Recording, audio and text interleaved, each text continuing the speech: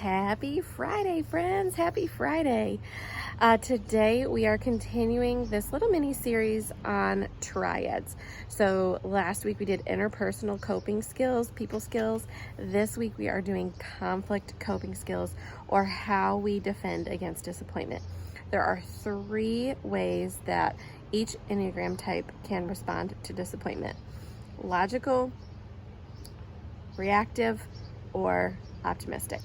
And they are so vastly different that we can tend to think that our way of dealing with disappointment is the right way. One thing I know about disappointment is that we all generally tend to be afraid of it, right? We don't want to get too disappointed just in case something happens, just in case I don't get what I want. That is natural. What's also natural is how your Enneagram type responds to disappointment. And what we need to understand is that we all do this differently, and all of the responses in their healthy versions are okay, but they can always be healthier, and we can learn from each other.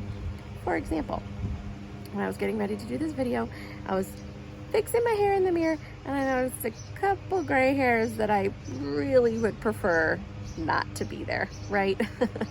I thought they were blonde hairs, but my husband, who's taller than me, really likes to point out these gray hairs. And I am a type 5, so I'm in the logical triad for defending against disappointment. My husband is a 7. He is in the optimistic triad of defending against disappointment. Neither one is wrong. I tend to think of solutions. He tends to reframe. What I can do when I see these gray hairs that I don't love, instead of going right to problem solving, I can access my husband's style for defending against disappointment, and I can choose to reframe. So I've always told you that personality is not the be-all end-all. I also want you to know that your natural tendencies are okay. That's the way you were made.